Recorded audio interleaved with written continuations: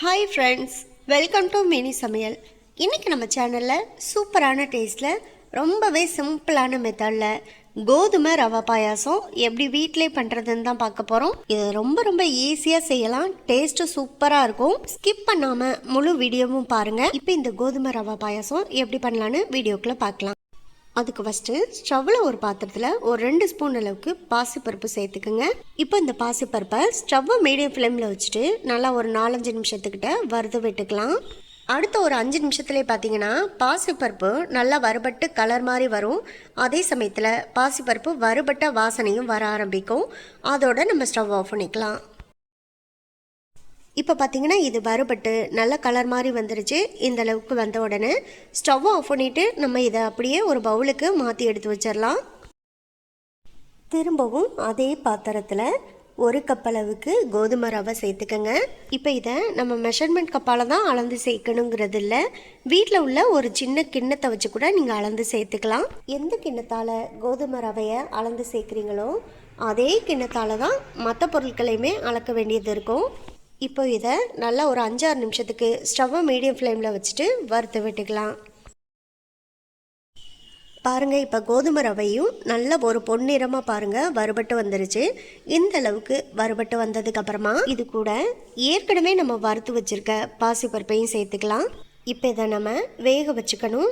அதுக்காக இந்த கோதுமை ரவையை எந்த கப்பால் அளந்து சேர்க்குறீங்களோ அதே கப்பால் 4 கப் அளவுக்கு தண்ணி சேர்த்துக்கங்க. ஃபஸ்ட்டு தண்ணி சேர்த்து கலந்து விடும்போது பார்த்திங்கன்னா அதிக தண்ணி இருக்கிறது மாதிரி தெரியும். ஆனால் இந்த கோதுமை ரவை நல்லா வெந்து வரும்போது பார்த்திங்கன்னா இந்த தண்ணியெல்லாம் நல்லா அப்சர்வ் பண்ணி கோதுமை ரவையும் நல்லா சாஃப்டாக நமக்கு வெந்து வந்துடும். அதுக்கப்புறமா இந்த தண்ணியோட அளவு வந்து நமக்கு சரியாக இருக்கும். இப்போ இது கொதிச்சு வரட்டும், அது வரைக்கும் வெயிட் பண்ணலாம். பாருங்கள், நல்லா கொதி வந்துருச்சு.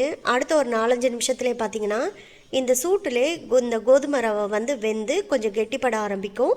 அதனால இடையில நம்ம கரண்டி வச்சு இந்த மாதிரி கலந்து விட்டுக்கணும். இது இப்போ வெந்து வர்றதுக்குள்ளே நம்ம இந்த பாயாசத்துக்கு தேவையான வெல்லத்தை ரெடி பண்ணிக்கலாம். இது கூட இப்போ 3/4 கப் அளவுக்கு வெல்லம் சேர்த்துக்கங்க. அதாவது கோதுமை ரவையை எந்த கப்பால் அளந்து சேர்த்திங்களோ அதே கப்பால் 3/4 கப் அளவுக்கு வெல்லம் சேர்த்துக்கங்க. இப்போ இந்த வெல்லம் முழுசாக கரைஞ்சி வரட்டும். அது வரைக்கும் ஸ்டவ்வை மீடியம் ஃப்ளேமில் வச்சுட்டு நல்லா கலந்து விட்டுட்டே இருங்க, முழுசாக வெல்லம் கரைஞ்சி வர வரைக்கும். பாருங்கள், இப்போ வெல்லம் நல்லா முழுசாக கரைஞ்சி வந்துருச்சு. இந்த அளவுக்கு நல்லா கரைஞ்சி வந்தோடனே ஸ்டவ் ஆஃப் பண்ணிவிட்டு இப்போ இதில் சின்ன தூசியெல்லாம் இருக்கும். அதனால் ஒரு பவுலில் இதை தனியாக வடிகட்டி எடுத்து வச்சுக்கோங்க. பாருங்கள், அடுத்த ஒரு 5 நிமிஷத்துலேயே பார்த்தீங்கன்னா நமக்கு இதில் உள்ள தண்ணியெல்லாம் வற்றி நல்ல கோதுமை ரவையுமே சாஃப்டாக வெந்து வர ஆரம்பிச்சிருச்சு. இந்த சமயத்தில் வடிகட்டி தனியாக எடுத்து வச்சுருக்க வெள்ளைப்பாகை சேர்த்து நல்லா கலந்து விட்டுக்கலாம். வெள்ளத்துக்கு பதிலாக நீங்கள் ஒயிட் சுகரோ இல்லை நாட்டு சர்க்கரையோ சேர்க்க விரும்பினா கூட சேர்த்துக்கலாம். இப்போ இது கூட வாசனைக்காக கொஞ்சமாக ஏலக்காய் பவுடர் சேர்த்துக்கங்க. கூடவே டேஸ்ட்டுக்காக ஒரு 2 பிஞ்ச் அளவுக்கு உப்பு சேர்த்துட்டு இப்போ நல்லா ஒரு முறை கலந்து விட்டுக்கலாம். வெல்லத்தை கலந்து விட்ட பிறகு 1 கப் அளவுக்கு கெட்டியான தேங்காய் பால் சேர்த்து கலந்து விட்டுக்கோங்க. தேங்காய் பால் சேர்த்து கலந்து விட்டதுக்கு அப்புறமா ரொம்ப நேரம் அந்த பாயாசத்தை கொதிக்க விட்டுறக்கூடாது. லைட்டாக ஒரு கொதி வரும்போதே நம்ம ஸ்டவ் ஆஃப் பண்ணிக்கணும். பாருங்கள், இப்போ லைட்டாக ஒரு கொதி வரும்போது நம்ம நல்லா ஒரு முறை கலந்து விட்டுட்டு இதோட ஸ்டவ் ஆஃப் பண்ணிக்கலாம். அடுத்து இந்த பாயாசத்தில் நம்ம முந்திரி திராட்சையையும் நெய்யில் வறுத்து சேர்த்துக்கணும். அதுக்காக ஸ்டவ்வில் ஒரு பாத்திரத்தில் 1 ஸ்பூன் அளவுக்கு நெய் சேர்த்துக்குங்க. அந்த நெய் நல்லா சூடாகி நமக்கு முழுசாக உருகி வந்ததுமே ஃபஸ்ட்டு ஒரு 10 முந்திரி பருப்பை சேர்த்து லைட்டாக ஒரு பொன்னிறமாக நம்ம முதல்ல வறுத்துக்கலாம்.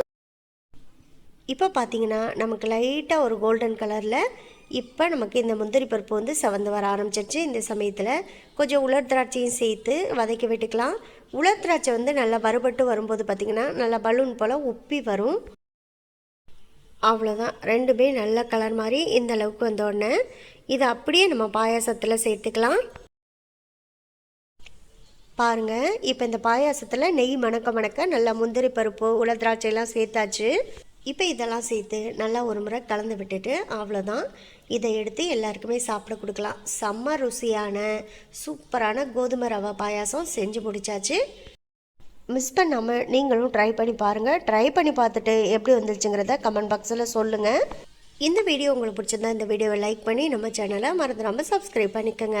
சப்ஸ்கிரைப் பண்ணும்போது பக்கத்தில் உள்ள பெல் ஐக்கானை கிளிக் பண்ணி வச்சுட்டிங்கன்னா நான் போடக்கூடிய குக்கிங் வீடியோ எல்லாமே உடனுக்குடனே உங்களுக்கு வந்து சேரும். உங்கள் ஃப்ரெண்ட்ஸ் அண்ட் ரிலேட்டிவ்ஸ் எல்லாருக்கும் ஷேர் பண்ணுங்கள். இதே போல் அடுத்தடுத்து நல்ல நல்ல வீடியோவில் சந்திப்போம். ஓகே, பாய்.